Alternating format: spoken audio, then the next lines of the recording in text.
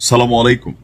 আজকের এই ভিডিওটা যারা জামাতের কর্মী সমর্থক আছেন আপনারা শেয়ার করতে পারেন, কারণ জামাতের আমির ডক্টর শফিক সাহেবকে নিয়ে ভারত যে গেম খেলে ফেলেছে, অথবা যেটা নিয়ে ইতিমধ্যে তিনি মার্কেটে ট্রলের শিকার হয়েছেন, অপবাদের শিকার হয়েছেন, আসল ঘটনাটা কি, আসল ঘটনা ছিল কি, আর মিডিয়া টেকনিক্যালি বিষয়টাকে কিভাবে সামনে আনছে।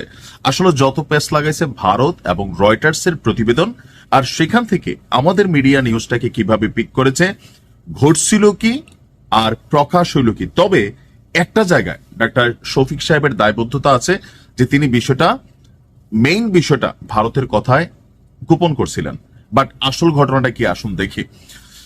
ডাক্তার শফিক সাহেব বলছেন, আন্তর্জাতিক মিডিয়া রয়টার্সকে দেওয়া এক সাক্ষাৎকারে রয়টার্সের একজন সাংবাদিক আমাকে জিজ্ঞেস করেছিল, ভারত যেহেতু আপনার প্রতিবেশী দেশ, তাদের সঙ্গে আপনাদের কোনো যোগাযোগ আছে কিনা, কোনো কথাবার্তা বা বৈঠক হয় কিনা। স্বাভাবিকভাবে আওয়ামী লীগ সরকার পতনের পর বাংলাদেশের রাষ্ট্র ক্ষমতায় কারা আসছে এই বিষয়টা অবজারভেশন করছে ভারত। আর যেহেতু জামাত এবার ক্ষমতার দিকে ধাবিত হওয়া একটা দল, সো সেই ক্ষেত্রে জামাতের সাথে কোন রকম কন্ট্যাক্ট আছে কিনা এই প্রশ্ন ছিল এরকম। তখন জামাতের আমির বলছিলেন যে গত বছরের মাঝামাঝি সময়ে আমি অসুস্থ হওয়ার পর চিকিৎসা শেষে যখন বাসায় ফিরি, তখন দেশ বিদেশের অনেকেই আমার সঙ্গে সাক্ষাৎ করতে এসেছিলেন। অর্থাৎ গত বছর জামাতের আমির একবার হাসপাতালে ভর্তি হয়েছিলেন, আপনাদের খেয়াল থাকার কথা। তো এরপর তিনি বাসায় আসার পর স্বাভাবিক সবাই তার খোঁজ খবর নিয়েছিলেন। অন্যান্য দেশের সম্মানিত কূটনীতিক বৃন্দ যেমন এসেছেন, তেমনি ভারতেরও তখন দুইজন কূটনীতিক আমাকে দেখতে আমার বাসায় এসেছিল। অর্থাৎ আমরা দেখলাম গোপন বৈঠক, গোপন শব্দগুলা।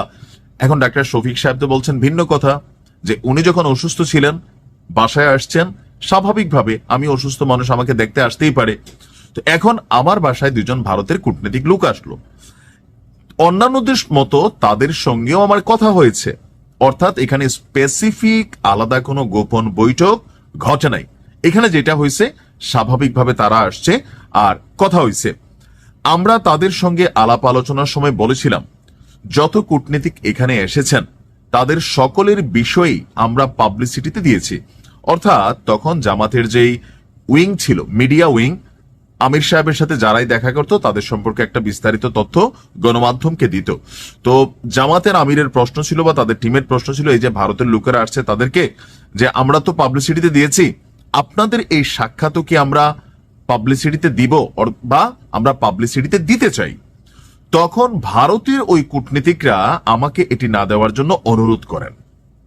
আমরা বলেছিলাম পরবর্তীতে যখনই আপনাদের সঙ্গে দুই দেশের স্বার্থ সংশ্লিষ্ট বিষয়ে বৈঠক হবে তা অবশ্যই পাবলিসিটিতে যাবে, এখানে গোপনীয়তার কিছু নেই।